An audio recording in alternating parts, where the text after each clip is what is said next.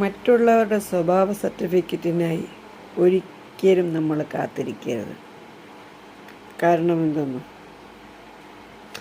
1000 ശരികൾക്കിടയിലും ഒരു തെറ്റ് കണ്ടെത്താൻ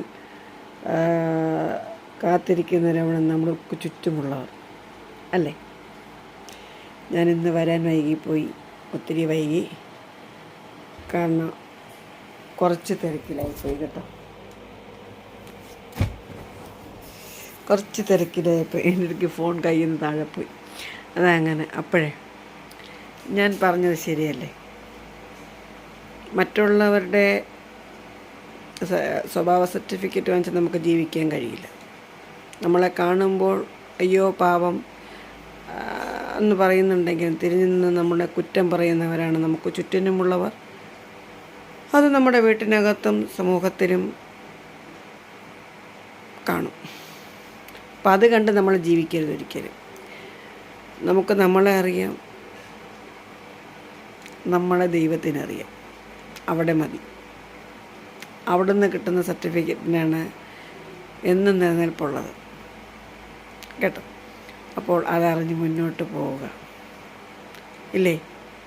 ഈ സമൂഹത്തിലുള്ള ഈ നമ്മുടെ ചുറ്റുപാട് നിൽക്കുന്നവരെ നമുക്ക് ഒരു പദവി നല്ലത് എന്ന് പറഞ്ഞുകൊണ്ടിരിക്കുന്നവരെ നമ്മൾ ചെയ്യുന്ന ശരികൾക്കിടയിൽ തെറ്റുകൾ കണ്ടെത്താൻ ഇങ്ങനെ കണ്ണുന്നിട്ടിരിക്കുന്ന കഴുകന്മാരാണെന്ന് പറയും. കഴുകൻ്റെ കണ്ണുമായിട്ടാണ് ചുറ്റുപാടുമുള്ളവർ ഇരിക്കുന്നത്. എവിടെ നമ്മളെ തെറ്റുകുറ്റങ്ങൾ പറയാം എന്നുള്ളതാണ് അവരുടെ ശ്രദ്ധ. പോരെ, ഒരു തെറ്റ് മതി നമ്മൾ ചെയ്യുന്ന 1000 ശരികളും തെറ്റാ പറയാം. ശരിയല്ലേ ഞാൻ പറഞ്ഞത്? അല്ലേ? അനുഭവം ഗുരു. അപ്പോൾ ഞാനൊരു ലോങ് വീഡിയോ അപ്ലോഡ് ചെയ്ത് ഇത് ലോഡാകുന്നില്ല. പക്ഷേ എന്തായാലും ഞാൻ ചെയ്തിടും കേട്ടോ.